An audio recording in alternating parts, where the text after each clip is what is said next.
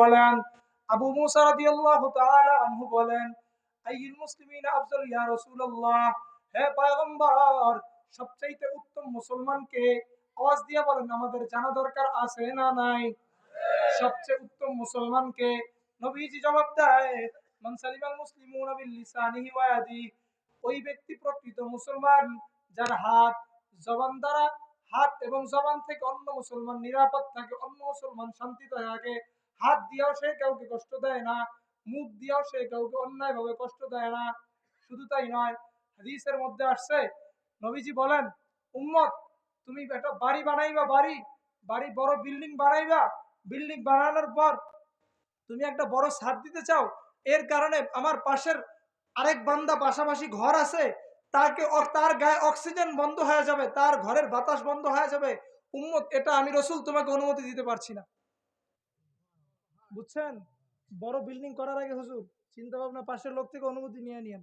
আপনি বড় বিল্ডিং করবেন, পাশের লোক থেকে বলেন যে ভাই আমি একটা বড় বিল্ডিং বানাইতে চাই, বড় একটা বাড়ি বানাইতে চাই, আপনার পাশের বাসা যেহেতু, আমি বড় একটা বাসা বানাইতে চাই। দেখবেন সে বলবে যে আপনি বাসা বানাবেন, তো আমার কাছে জিজ্ঞাসা করার কি? না ভাই, নবীজি বলছে যে বড় বাড়ি বানাইলে পাশের লোক থেকে যেন অনুমতি নিয়ে নেই, তো এই জন্য আপনাকে জিজ্ঞাসা করা। তো সে তো আপনাকে কোনোদিন মানা করবেও না, রসুলের একটা হাদিসও তাকে জানানো হয়ে গেল, এর একটা সব আপনি পেয়ে গেলেন। অপরদিকে লোকটা আপনার আজীবন যতদিন বাড়ি বাড়াবেন তার আপনার সব লিখতেই থাকবে।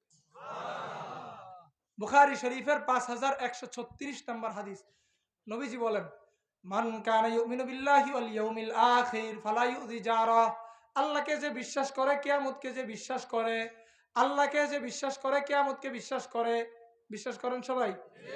আল্লাহকে যে বিশ্বাস করে, কিয়ামতকে যে বিশ্বাস করে, ফালা ইউযি জারা, সে যেন তার প্রতিবেশীকে কষ্ট না দেয়। ওয়ামান কানা ইউমিনু বিল্লাহি ওয়াল ইয়াউমিল আখির ফালইউকরিম দাইফা, আল্লাহকে যে বিশ্বাস করে, কিয়ামতকে যে বিশ্বাস করে, সে যেন তার মেহমানের সম্মান করে। ওয়ামান কানা ইউমিনু বিল্লাহি ওয়াল ইয়াউমিল আখির, আল্লাহকে যে বিশ্বাস করে, আল্লাহকে যে বিশ্বাস করে, কিয়ামতের দিনকে যে বিশ্বাস করে, সে যেন তার মুসলমান ভাইয়ের বিপদ আপদে কষ্ট না দেয়, মুসলমান ভাইকে কখনো দুঃখ কষ্ট না দেয়। তাহলে আতশবাজি করা। এরপর আরেকটা গজব, ইহুদি খ্রিস্টানদের কৃষ্টি কালচার। আমার আলোচনায় কি বুঝছেন? এগুলো আপনারা বেশি বেশি করবেন? হ্যাঁ, এটি করবেন। এরপরে